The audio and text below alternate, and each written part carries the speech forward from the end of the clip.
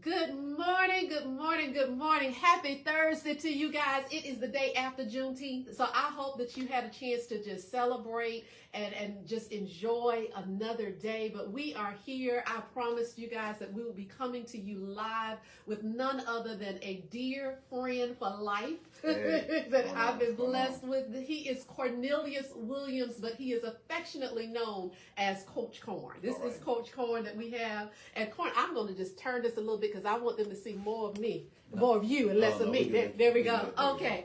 All right. So guys, we are here today. And as you know, we have been celebrating our dads all month long. We're not just going to give them one little day on Sunday. We are celebrating them all month long. And I am so excited because I have a dad that's here that is also a granddad. Yep. You rocking the gray one. Yeah. The salt and pepper is in the house.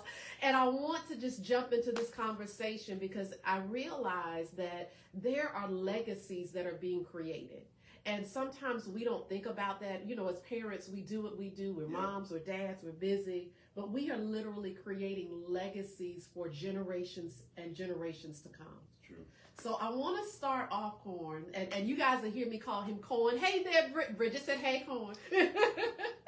I want to start off, and let's first just jump into your beautiful family. I acknowledge, and it's genuine and it's true. I remember when we both used to attend New Mercies. Yes. And I remember the first time that, I was there at that time, single mom with two boys that were here and one that was out of state. And I was in the choir. And I was coming up the stairs, and I think you were coming down the stairs, and you said, hey, Tab, what are y'all doing for Thanksgiving? And I was like, nothing, it's just us. And you invited us to the house. You, Joanna, the boys, Gabby, and can cook, dress it. Look, if you want some homemade dressing, this is where you go. He said, this is where you go. But from then, and I think my kids were they weren't even 10 years old. They were small. And now they're in their 20s, and our families have just continued to stay connected. Yeah, so introduce your family, if you will. Yeah, would love to. And glad to be here with you. Glad to be a part of this series. I've enjoyed the other communicators that have come before. So good job, Tab. Continue to put. There's a hashtag I use is making good louder, and my friend Pastor Tab is just making good louder. Continue to encourage. But as it relates to my family, first and foremost, I'm not here without my wonderful, gorgeous, godly wife, Joanna Marlene Williams. Hey, Joe. Yeah, so she that's where it all starts. It was one of the second best yeses in my life, next to my relationship with Jesus. And so, Joe, I've been married to her for about 34, and we have what I will say 3 biological children: Dominique, Gabrielle, and Eli, Alex. And there's 2 others that I put my name on, and that's Flortatia and Victoria. And so together that makes up what I consider the family. They are all choosing today. For every parent that's younger, man, it's not always true. Today they're choosing to be followers of Jesus Christ and to continue the legacy that we've started. And so I love them. I have 2 granddaughters, Madison, who's 9, and Gia, who's 7 months. Love them to life. And really honored. But again, the reason I said yes to this is because I love being a dad. I love being a dad. I do. I just think it's one of the greatest gifts to me in my life. And being a granddad that's over the top. So glad to be here with you. And again, I wouldn't be here without my wife and subsequently my kids and grandkids. So yes, awesome. And let me just paperclip a moment. Hey, Daddy and Mother Jerry and Yvette. I want to paperclip a couple of things that you said. One was Joe.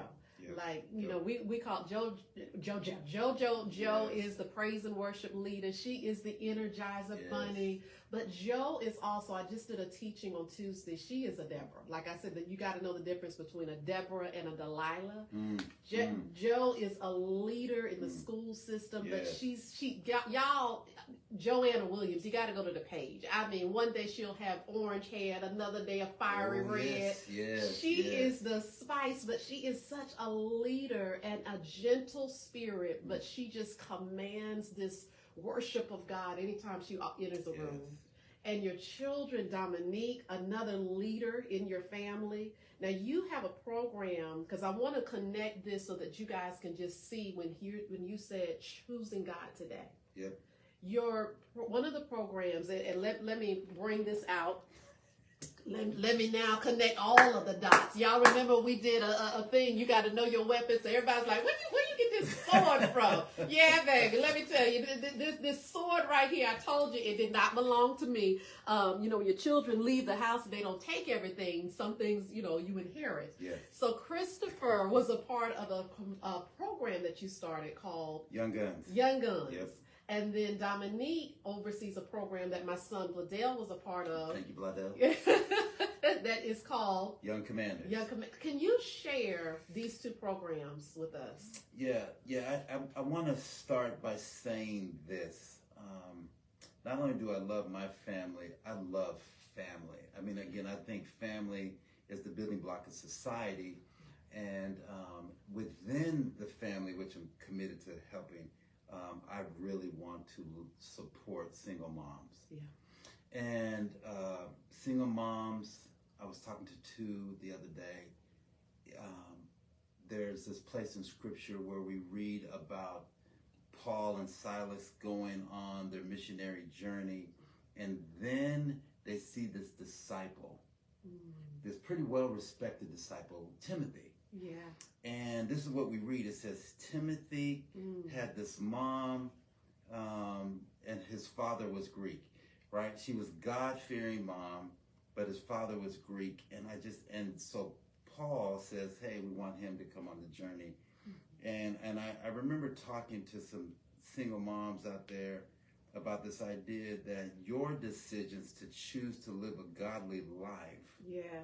And to foster an environment for your children to be raised, regardless of maybe how your partner, husband, whatever it may be faithful in that, because you're creating a legacy. As a matter of fact, it said in another place, your grandmother, the faith of your grandmother and your mom. So I just want to say, for every single mom that's out there, hey, continue to strive, to continue to seek God, because there are Pauls, i.e. or Corneliuses, who come alongside for things like this, and you create Young Guns, and Young Guns was this idea of trying to help young men grow in their faith, develop lasting friendships, and become servant leaders. And the way we looked at it is we partner with Tab in the development of her sons, and so it's a great, and that Young Guns really stems from my heart to support family discipleship. Yes.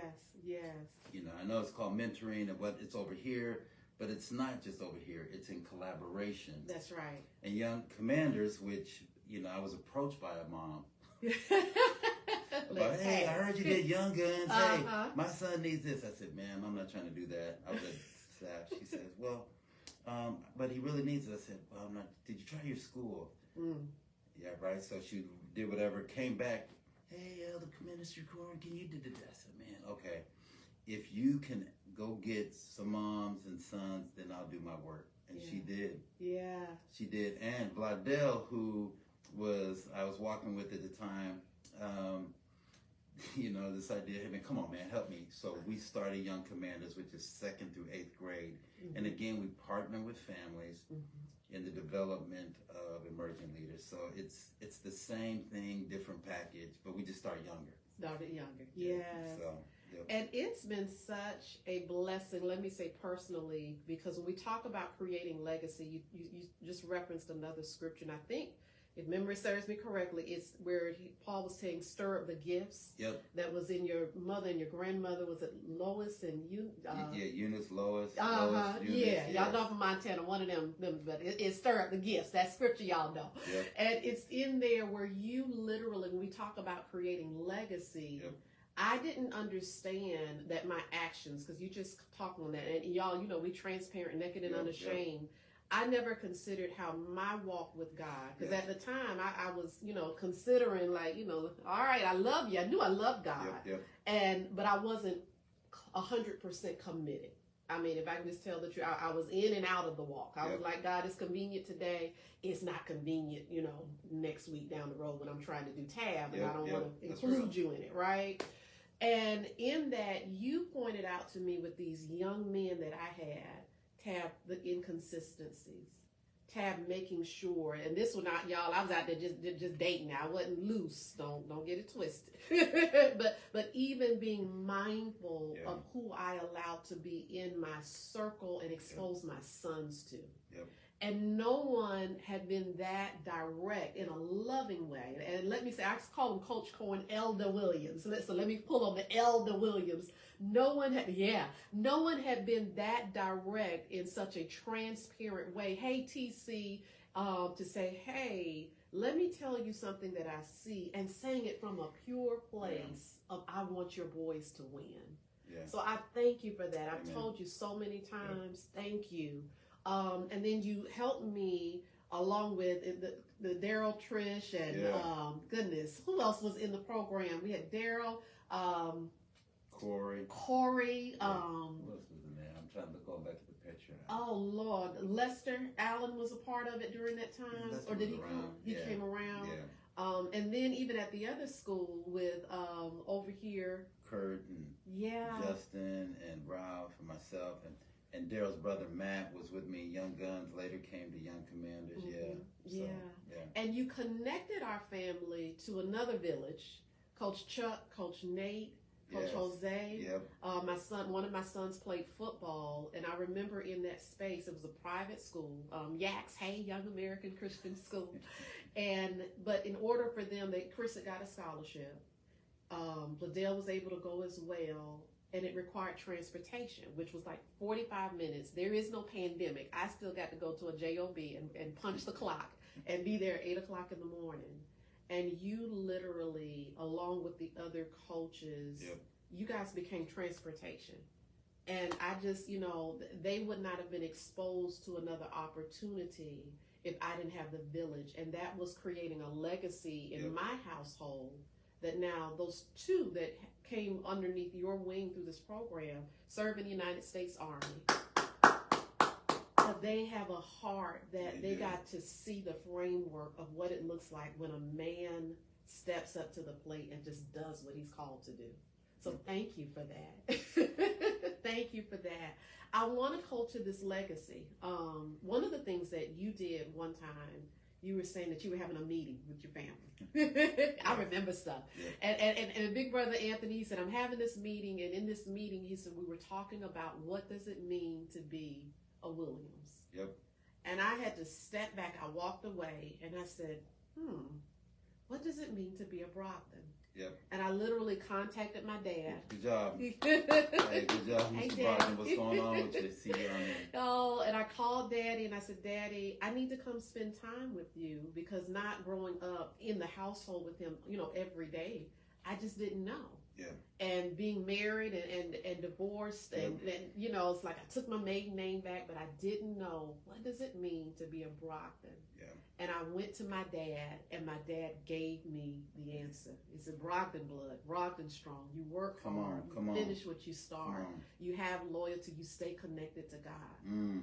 And you created another thumbprint into this household of legacy. So I now say to my sons, remember, you may have a different last name, but you come from the DNA of Brockton blood, Brockton strong. Yes. Talk to us about how you guys operate. Because you said family meetings, and I was like, do you just do those when things happen and there's something wrong or somebody has transitioned? You guys have this culture of where you literally come together and have meetings. Yeah. Let me say, just so y'all know, I didn't grow up in this. All the stuff that Tab has shared with you all, I've had to read and learn and watch. It's not that the information's not out there. Sometimes we have to be willing to go get it. And so I had read somewhere along the way about, Stephen Covey. Yes. The 7 Habits of a Highly Effective Leader. Uh-huh. Well, he wrote the 7 Habits of a Highly Effective Family. Ooh. And so I said, and again, I love family, but I didn't know how to create systems or develop systems and patterns to cultivate what I believe God wanted me to do. So I had to go get the book. And so you'll bump into it and you'll see that people that are really developing family legacies are intentional about certain things. Wow. Clarity, and not only clarity, but one of the other habits you'll see is there is a frequency of family meetings. And so communication. So if we would do family Bible studies, we would do these other little things. Even now, we meet monthly because we're in the process of developing a 100-year plan, which I've shared a little bit online. For your family? For the family, yeah. Oh my gosh. Yeah. Wow. Yeah. Again, I've been thinking about it for generations. You read about that, you think about it, but what's the process? So I went out and found some information and have just started with my family. Our goal is to have our plan in place. Yes. By January of 2025. So we're going to take this year to work on it. But it's, again, we meet monthly as a family, talk about it, but it's not uncommon because they've been doing it since they've been young. And they're now, and give some context, because Gabby just had a baby and married. So married. The age Dominique's groups. Married. So Dominique is now 32, Gab's 31, Eli's 27. Even Flirtatia, kind of came with us later on. And so we would have family meetings. Hey, I'll give you one example. One time I was picking up my son, Dominique, from Stone Mountain. And he wasn't where he was supposed to be. Tab, I got in that little brother's butt. Boy, I tell you. I know you did. Man, and then he told me why. Wow. He wasn't where he was supposed to be, because he was serving somebody else. Now, and that's Dominique. Yeah, man. Look, so I got checked. So that night, I'm wrestling with them. And I said this to myself. I says, hey, if I can fuss in front of the family, then I can apologize. And so what did I do? I called a family gathering, which was not uncommon to do, and I got down on my knees and I apologized to my son in front of the family. Wow. Yeah, we can fuss and we can do, man, well, what do we do when we're wrong? If we can do it in front of family, if we can admit, if we can get in there, and so we need to admit we're wrong. But the idea of convening a family gathering to have this conversation was not uncommon. So I just say to you all, as you're thinking about family legacy, sometimes it just starts with this idea of our regular meeting. I challenge others to kind of go, hey, what does it mean to be to your point, Tab? And if you're a guy on here, if you haven't slowed down to define what it means to be and I use your last name as a placeholder, I would just slow down. Take the time. I mean, ask this stuff. This stuff's not like bar mitzvah, bat mitzvah. Other cultures do it. Our historical African cultures, they do it. So it's not like this is new. It's just we haven't been intentional to do it. So slow down and think it through. And if you have family, you can invite your family into the process. Like when we did our family, like we have family values. I have a mission statement, all that stuff.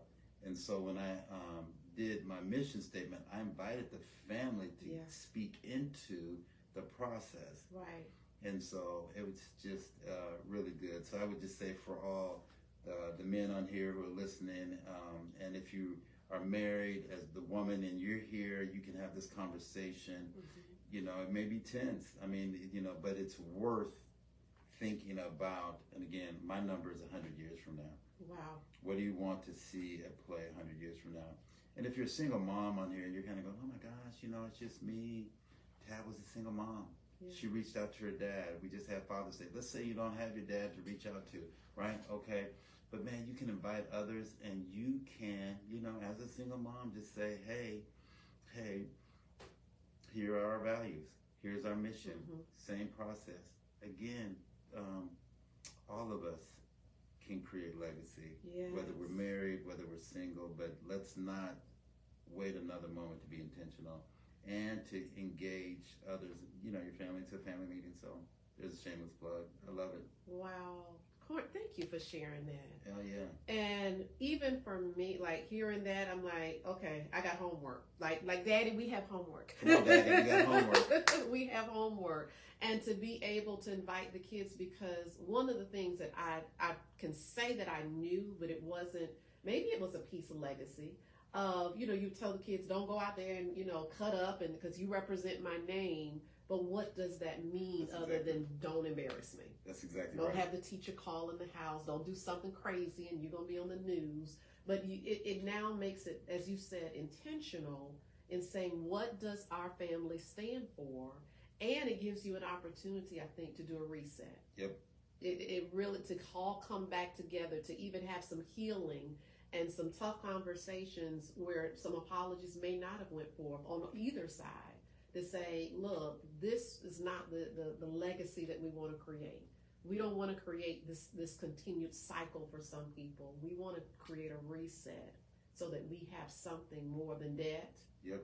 More than, the memories of, oh, they used to laugh and do this, but what's the legacy in the earth that you're leaving behind? Yeah. Kevin said this. I think it's a great comment, Kevin. We have meetings at work to build companies. Why not family? Man, Kevin, what you're saying is so right, man.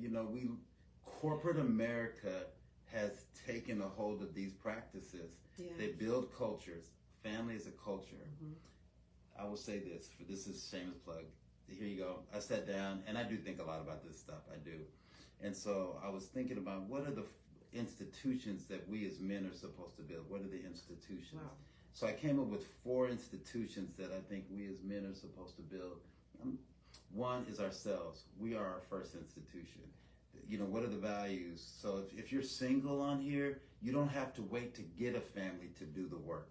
Mm-hmm. What are the values that I've either inherited or I want to pass on? Because one of two things, you're either perpetuating a legacy or you're creating a new one. There is no in between.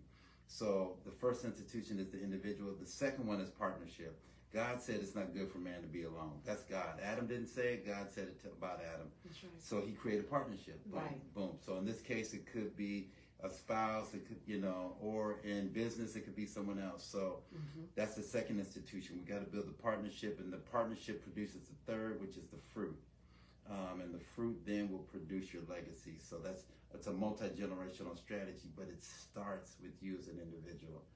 And so I would just say, if you're on here, Mr. Brogdon, I'll give you this plug because Taz right here.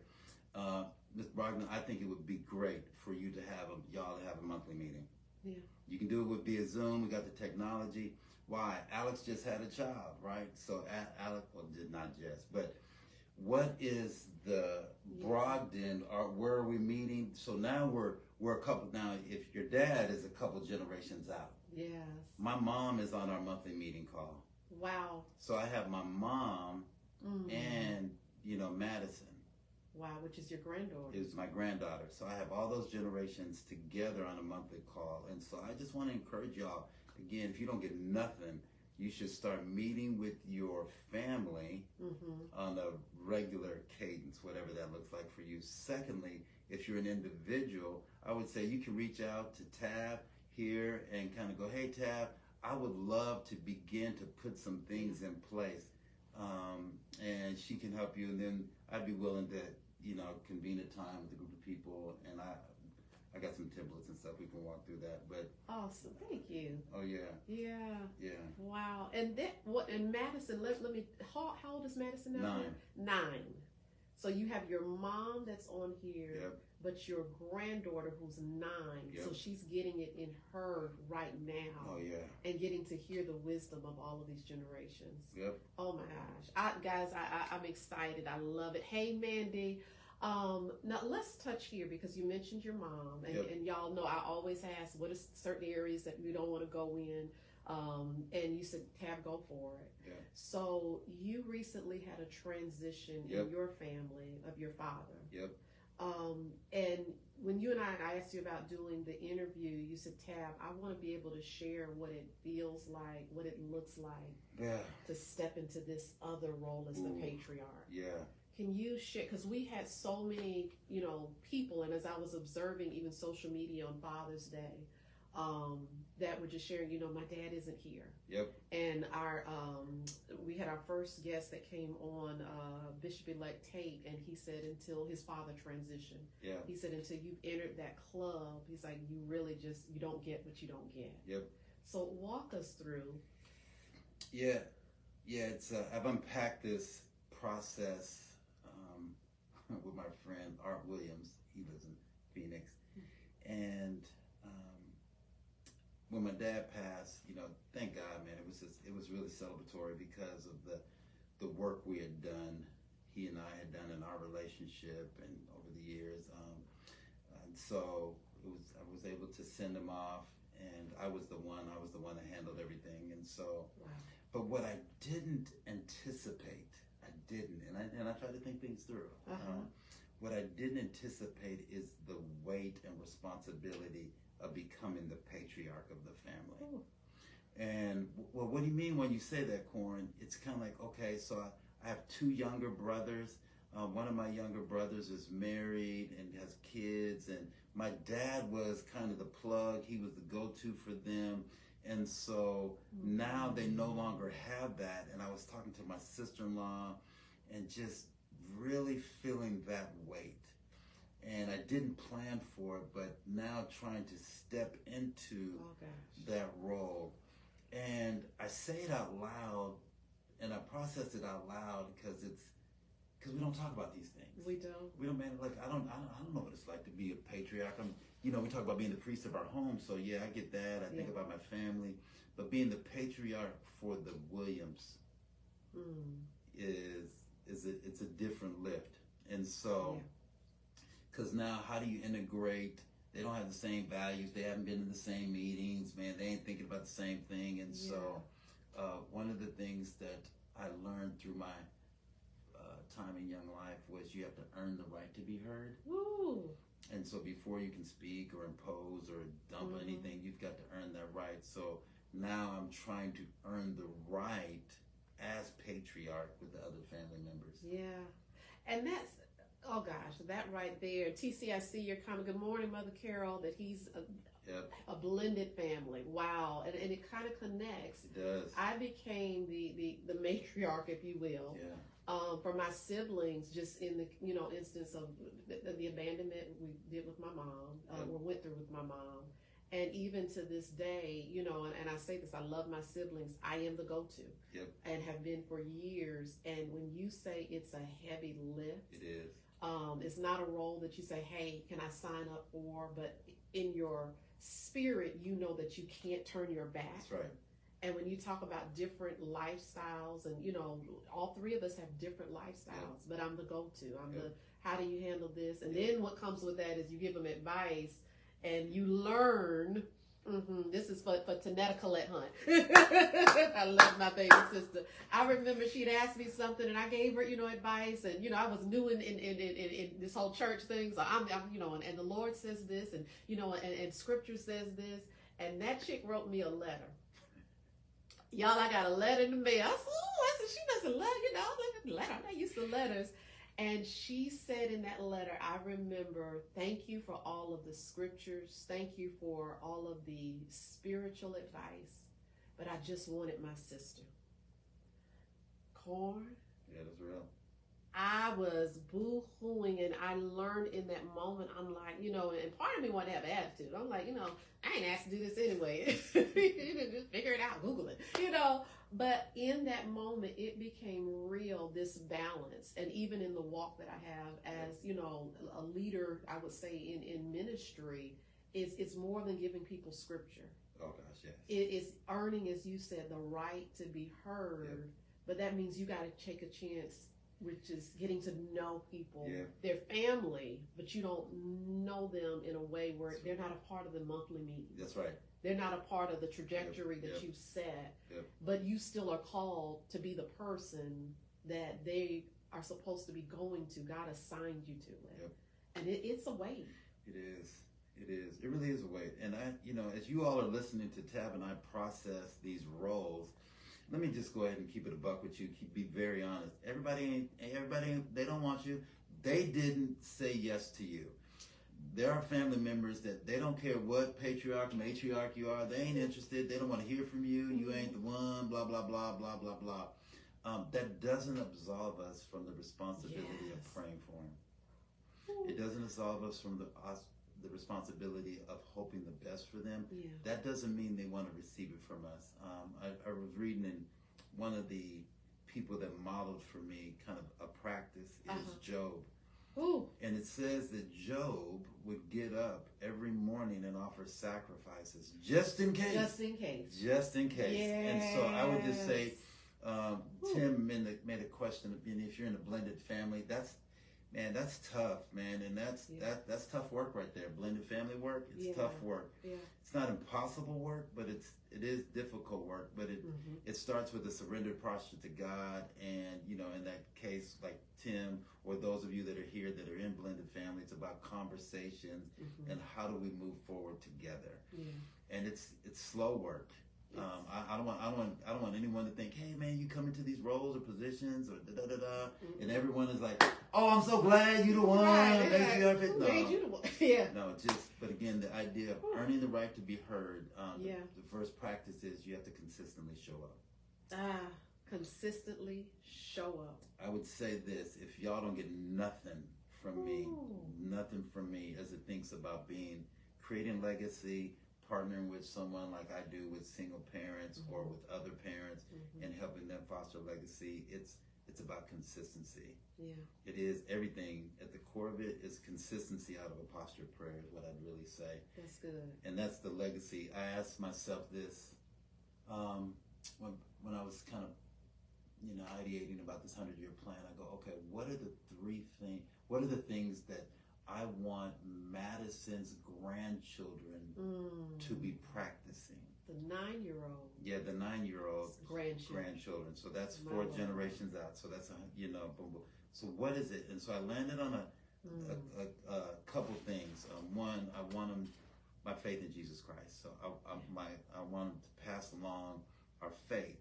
Yeah. And so how's that woven into the fabric? Not that they'll say yes to it, but I at least want to pass that on. And 2, I said the faith. I think I said our love for family.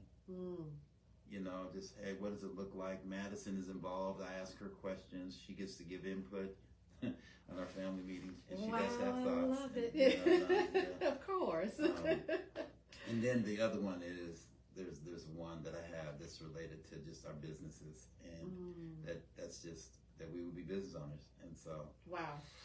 So, but that's again, everyone has their own. Yes.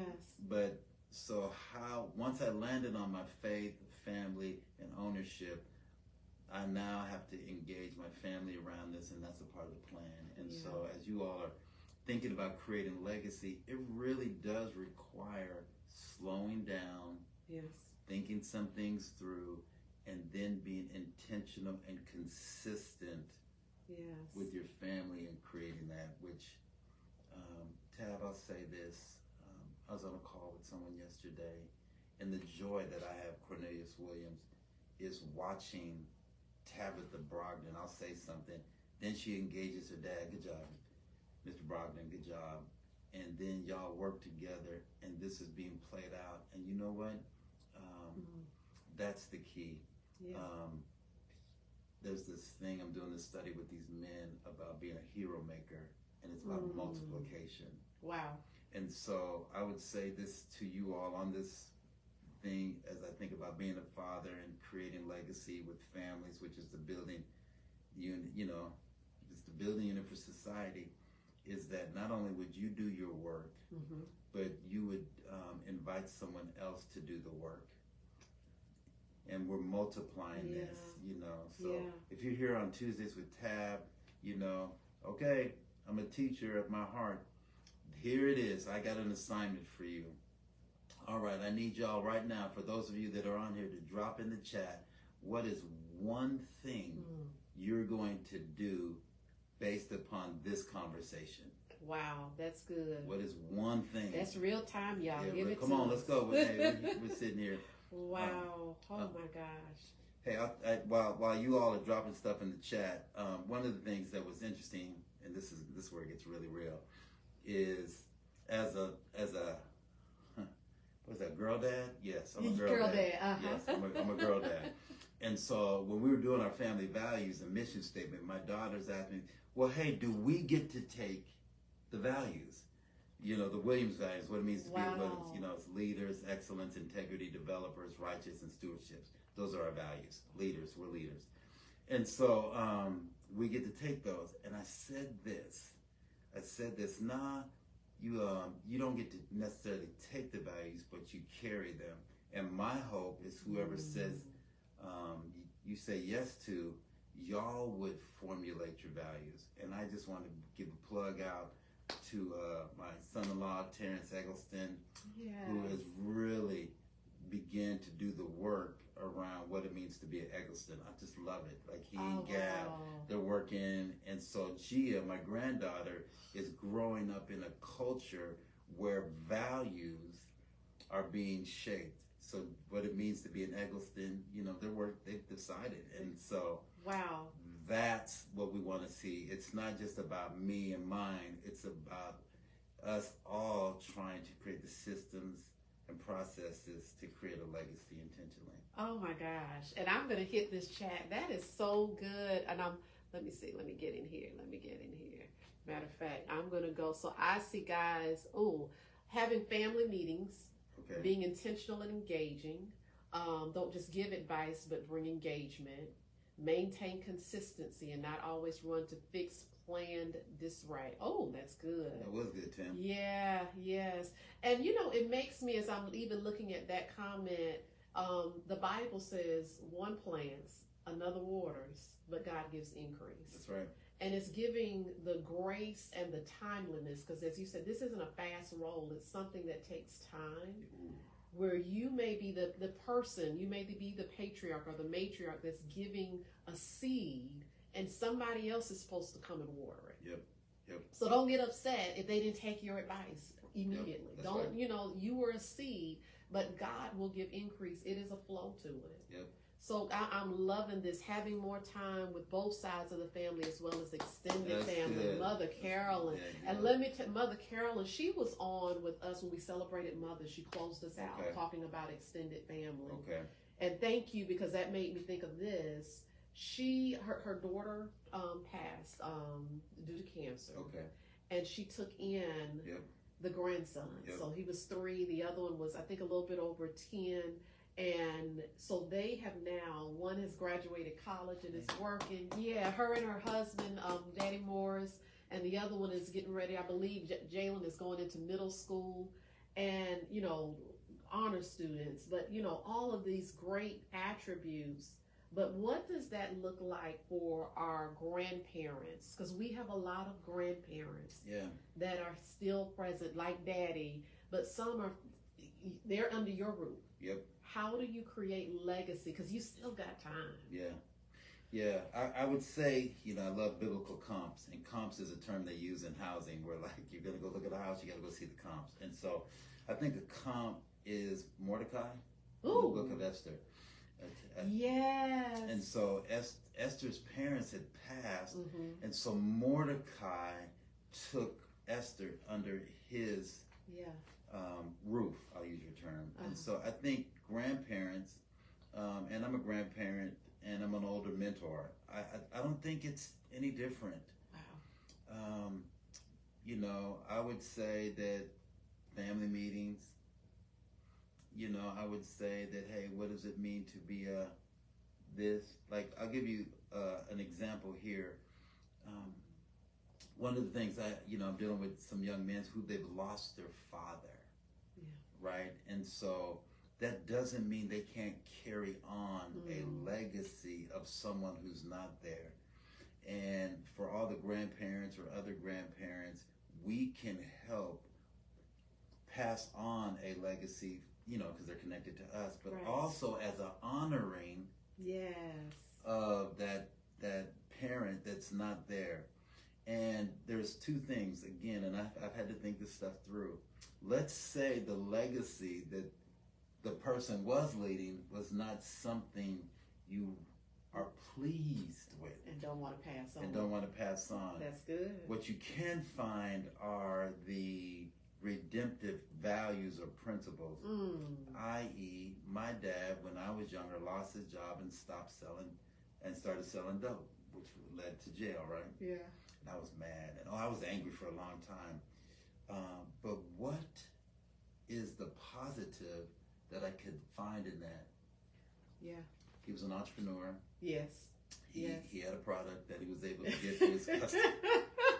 Pharmaceutical sales. Pharmaceutical sales. But here's the thing: is that I'm very entrepreneurial. Yes, you are. I'm very entrepreneurial. Yes, you are. You know, and so while I was mad at what he did and the outcome of that, and took him away from us, I was later on, my maturity was able to build upon some of those practices that, had he known Jesus, had he had access to some things, he would have built some things differently. So it's also, grandparents, we can be creative in finding the positive. Yes. Because if the scripture is true, that all things, Work not just some, Tab. All. You know, if all. Now we got to go look for the good. Yeah. And then we got to go find it. Like, where's it at in here? Hey, where?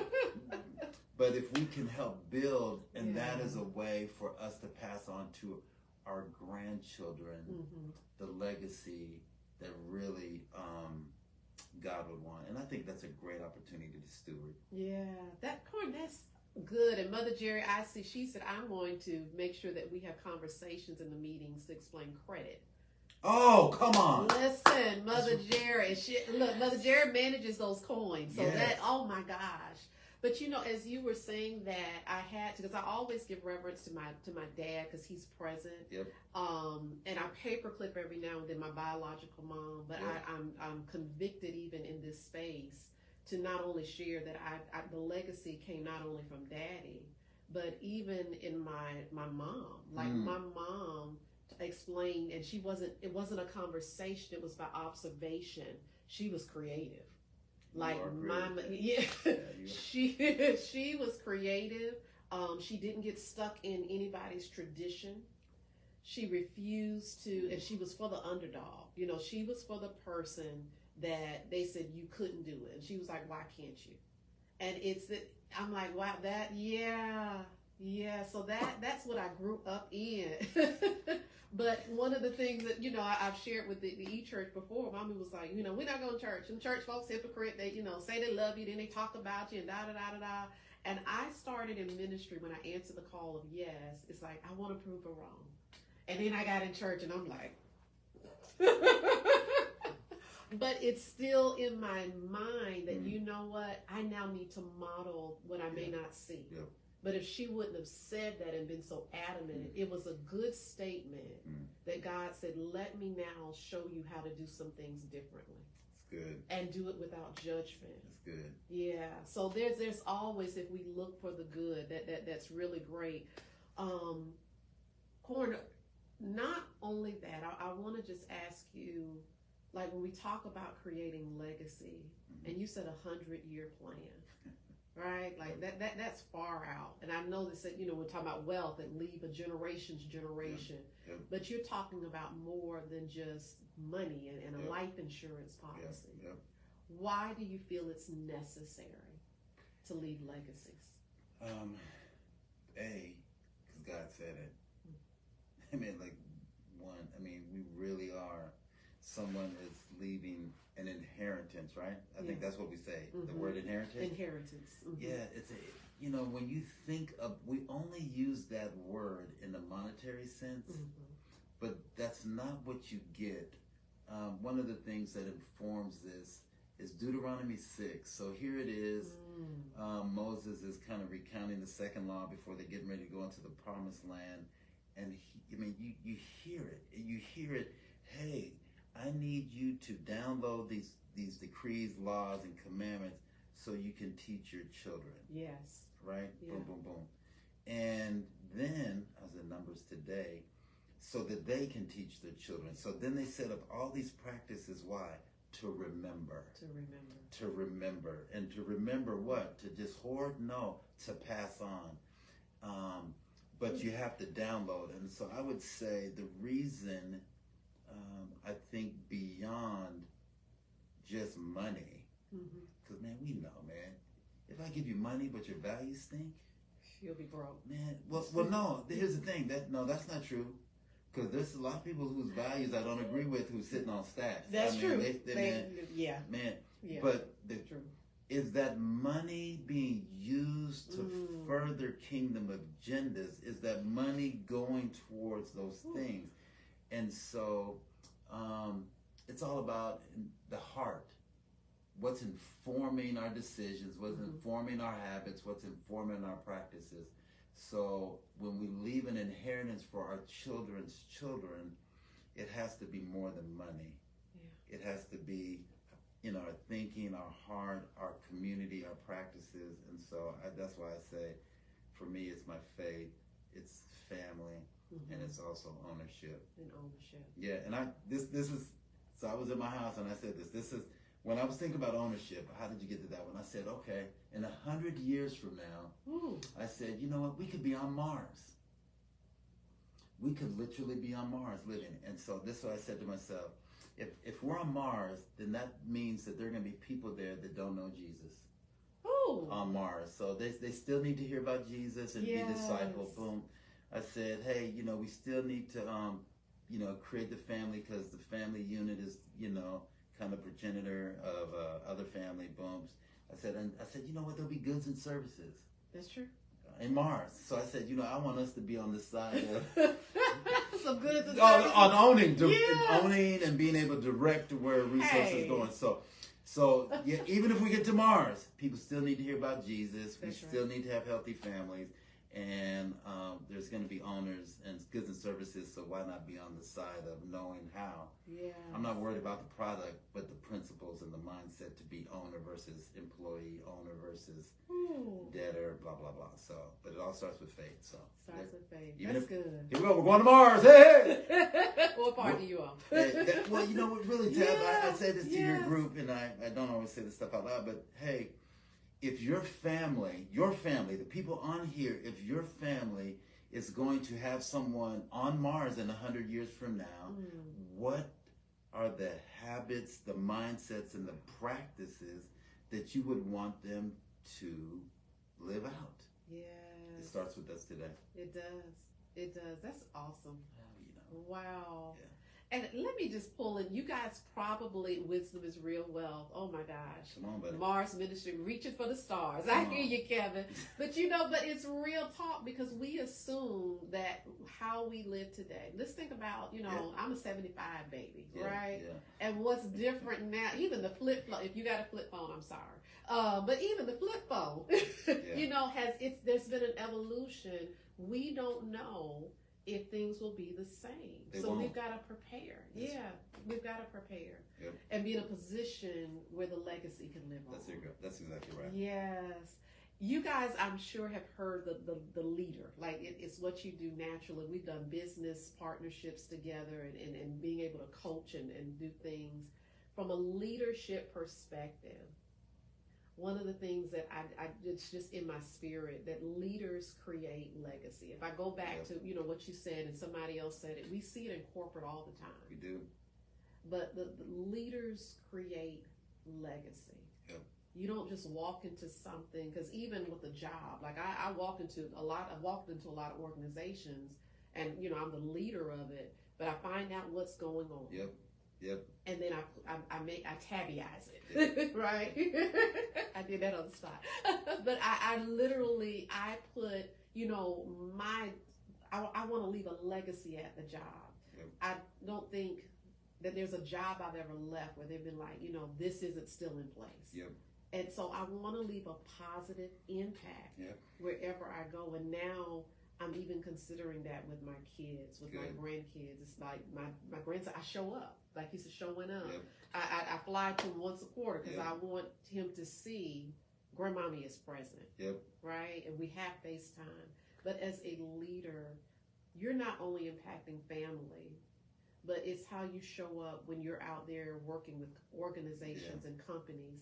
How do you lead in that direction as far as creating a legacy of Cornelius Williamson here? Yeah, Tab, that's a great question. I probably would say that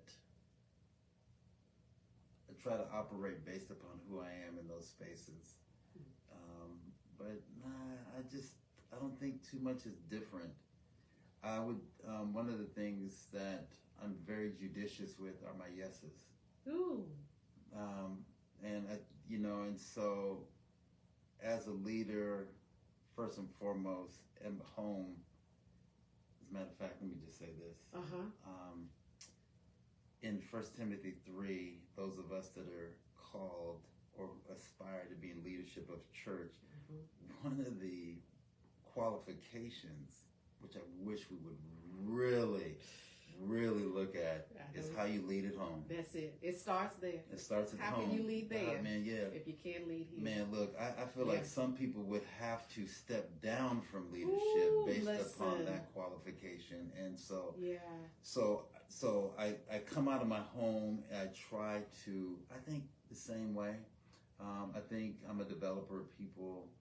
And so, and I try to develop people and people who help develop cultures, and this culture who develop systems and processes, invite people in who are better and smarter and wiser than I am to help build whatever it is we're called to build, and do it in a way that it can be replicated. So that's good. Yeah, and I one of the things too, I do want to say, and I fought with this. I really, this is full transparency. So, I have a communication consultant, and who has really been encouraging me. I need to get out there more. Which that is. You fought with that a couple years ago when I was. I fight with it. I fight with it. Even me being here today is.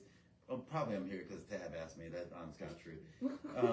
But the idea though is so many run for the mic, but they haven't done the work. And so I want to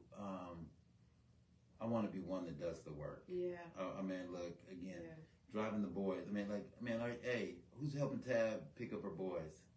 Who's helping, that daily work, that what I call that Monday through Saturday work. And so, but I do know that I have to come out so that I can share. But let me say this, look, I don't like to do this a lot. I like to think, I like to work. I do like to do the work and to help other people to build the work. But I would encourage you all, as you listen here, do the work and share. Yes. I've been hoarding. Yes. And I want to publicly apologize for hoarding.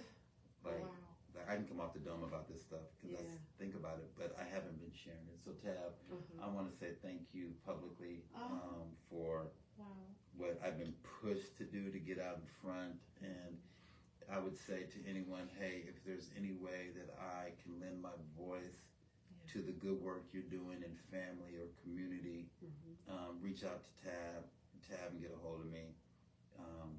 If I can, I will. If I can't, I'll tell you up front, because I'm very judicious with my yeses.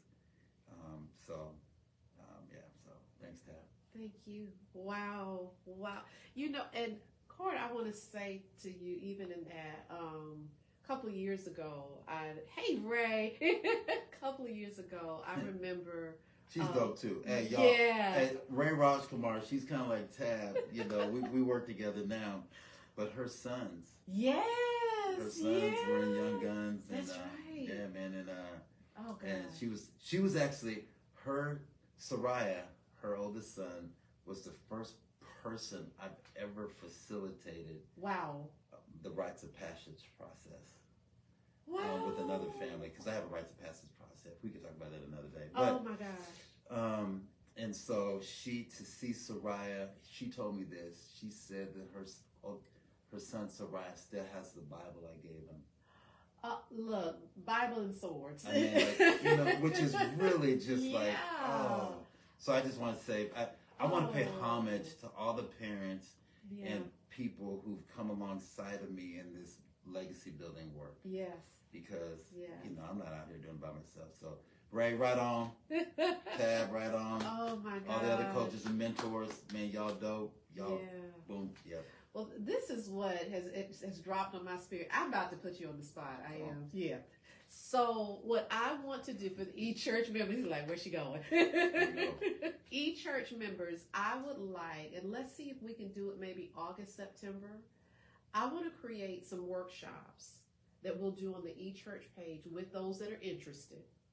And then you tell me your fee. and we will pay the fee, and you guys will get, let's if we can create 3 maybe workshops to create that family plan and to do the legacy for the e-church members, and you tell me the fee, we'll work out the fee, you will get to attend free of charge. But I want to make sure, will you guess that before I keep going? Oh yeah, that's fine. Hey Ray, did you see that? So it's funny, my manager is actually on here. So hey Ray, so Tab, you can reach out to Ray. Ray, we'll schedule this. She'll work through all those logistics around. Awesome. Ray, I need the family discount. Don't break my budget. No, we won't kill you. But you can reach out to Ray. Thank you. Oh my gosh. But I want to get that set up because one of the things that God challenged me on when he called me to pastor this online community, I said, God, I don't want to just get up and preach and teach messages. I want to give application. So it's in these conversations that there's so much application. And I heard you say, if you need this, reach out to Tab and we'll get connected. I want to let's see if we can go ahead and just create a plan to help you guys create a plan. Yep, we got you. Okay. So look, I'll get the information in there.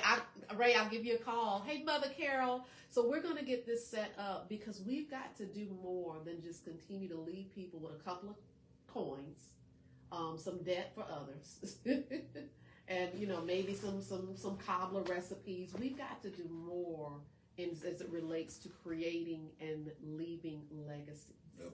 Yeah. So thank you. Yeah. Thank you. And you're such a hermit. You are a servant leader, but you've always been humble. But when you open your mouth, you always have something insightful. And that's been the consistency of my walk with you. So thank you. You got it. Thank you so much. So guys, we're going to get this going. Thank you. I hope that you have gathered some nuggets today because we have a call, as you said, it is scriptural, biblically based, that we are supposed to leave a legacy. That is our responsibility. Our first call, as you said, is to self. It is to make sure that we are being the best version of who God always predestined for us to be, showing up consistently. And then it's also to make sure that whatever that family dynamic is, like I said, I got the letter from my sister. I had to do I'm sorry. It's having those conversations. It's redirecting and reframing how we interact with individuals. But it never, even in that, she didn't say, okay, now just stop. She still calls. I still listen and we still interact because that's what family does. That's what we do. But it's remembering that, we're all in this together. But what does your family stand for? What is your legacy? And I love that you gave your son-in-law just honor even in saying that, hey, there's a Eggleston legacy. And the Williams legacy. Now they're coming together to create what that looks like for them. So guys, we got work to do. Can I tell you, we have some work to do. And you are a man that is on the move, right? We gotta go. Yeah. We gotta go. Yeah. Okay. But no, I'm just saying, I am. I will say this to, just for Tab's point, here's what's true. You are leaving a legacy. The question is, what is it?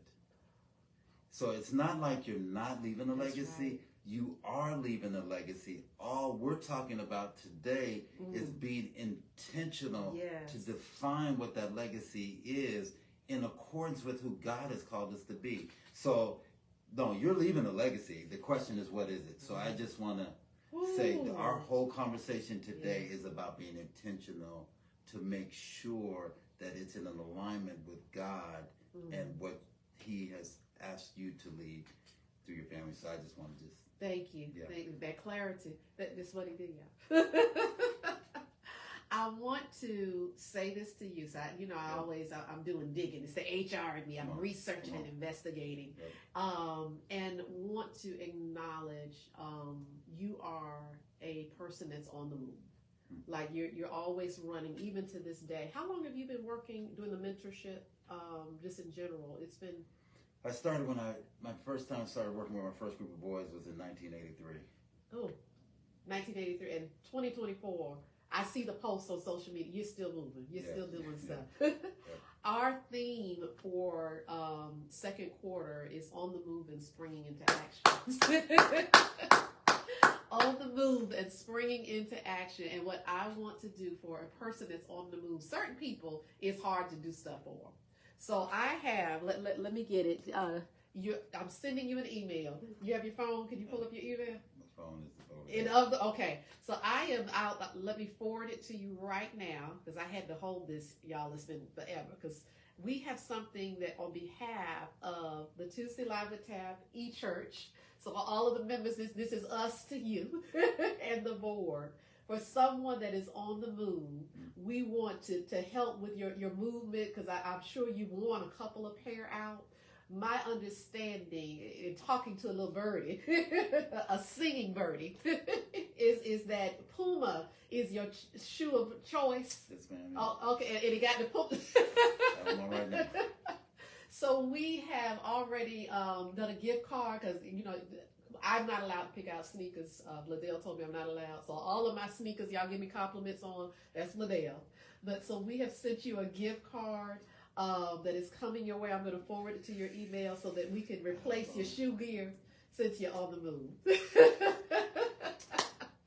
You are so welcome. Thank you so much. Joanna Marlene Williams, I'm going to get you when I get home. She gave me a list. I was like, Joe, you got to help me out. Yeah, she said, but Puma is his choice. I said, Joe, I got you. So, yes, thank you. You're welcome. And thank you to the Tuesdays with Tab community. I'm gracious. I'm just honored. Thank you. Yes. Thank you. And we got to get you out. So Ray, we're going to partner. Your voice has to get out there, because here's the thing: as I come to a close, we see so many people in media, social media, right? Yep. As you said, that have run for the mic, yep, but haven't done the work. Yep. And some of that work, as Timothy says, it starts at home. It starts at home. Yep. But for the ones that have done the work, yes, okay, we got to make sure that they get the mic. Yep. We got to make sure that what they're saying is something, as you said, that can multiply within the earth. It's ministry. Yep.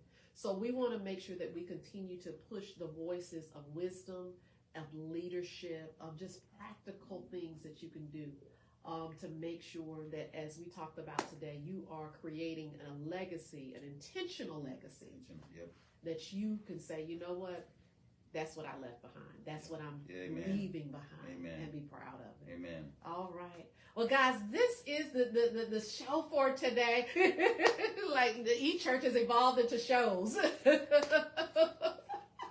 But we are celebrating again our dads all month long. Happy Father's Month to you, great granddad. Yes. Yeah. And if you didn't gather it, you're going to have fun. This is who he is, but we're going to continue to just celebrate our fathers, our men all month long. Thank you for all that you do. And Tuesday Live with Tab Fam, you guys have been showing up. To our visitors that are here, thank you so much. We gained, and I want to share this highlight. I'm going to get y'all out of here. We, the Lord allowed us to inherit another member out of Canada. So we have members that are now in 4 different countries. Someone joined from Oregon and from Arkansas this week. So it's just, God is enlarging our footprint. But again, we don't want to just be another group of people that have grabbed the mic. We have an assignment. Come on. And our assignment is to make sure that we are discipling, that we are teaching the word of the Lord, that we are encouraging people and loving people and meeting them where they are at. So that is our assignment, to give people hope, to give them excitement, to let them know that this life is worth living, and that you're not doing it alone. Sometimes we get in moments and the devil wants us to think we're isolated. We're the only people that have done stuff and been through stuff. We are not doing life alone. So I'm so glad to be able to do these and have these conversations with you and with you. And guys, let's keep growing. We're on the move and springing into action. Yes. The Lord willing, for those of you, let me close this out, that have a birthday April, May, or June at 7 o'clock tonight, we are doing our funky birthday party. So you already got the Zoom call. So come on with your dancing shoes. 7 p.m. The flyer is on the e-page. But that's our second quarter celebration. So we're going to have a mighty, mighty good time. So we're going to do that tonight. And then outside of that, God willing, on next Tuesday, and I live. That's the scriptures. They don't get cocky like you just know you're going to be here. And the Lord willing that I live on next Tuesday at 11:30 a.m. Eastern Standard Time. We will come together again to see what God has to say. Until then, sweet kisses from our hearts straight to yours. Have an amazing rest of the week. Bye-bye.